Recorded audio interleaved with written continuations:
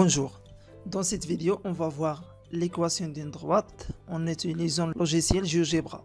Cet logiciel nous permet de tracer tous les éléments de la géométrie, les points, les segments, les droites, les angles, les cercles. Il nous permet aussi d'avoir les coordonnées des points et les équations des droites. Ici on place deux points A et B, tels que A de coordonnées -1, -1 et B de coordonnées 1, 3. Le programme nous donne l'équation de cette droite. L'équation de cette droite, c'est y égale 2x plus 1, c'est-à-dire l'ordonnée des points de cette droite égale 2 fois leur abscisse plus 1.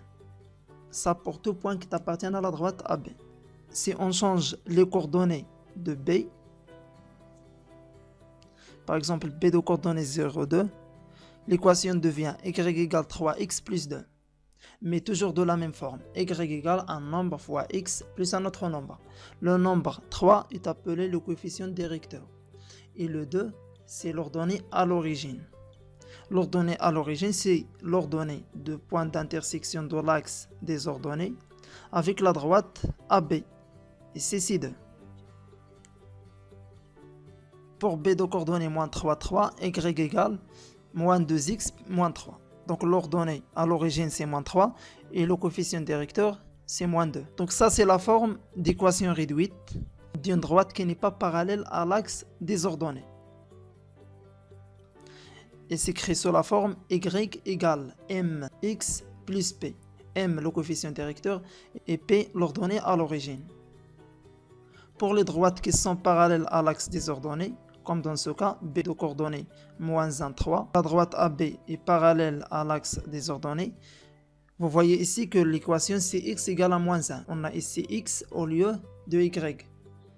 C'est la forme d'équation d'une droite parallèle à l'axe des ordonnées.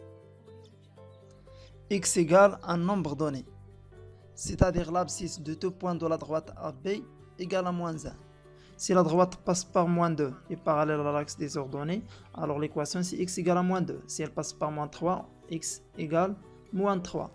Si elle passe par 4 et parallèle à l'axe des ordonnées, x égale 4. Passons maintenant à un cas particulier d'une droite qui n'est pas parallèle à l'axe des ordonnées, mais elle passe par l'origine. Les droites passant par l'origine admettent une équation de type y égale un nombre fois x, mx. On n'a pas d'ordonnée à l'origine ici, parce que le point d'intersection, bien l'ordonnée de point d'intersection de la droite AB avec l'axe des ordonnées, c'est 0, c'est-à-dire l'ordonnée à l'origine, c'est 0. Donc l'équation est de la forme y égale 2x, dans ce cas, ou de façon générale, y égale un nombre m par exemple fois x.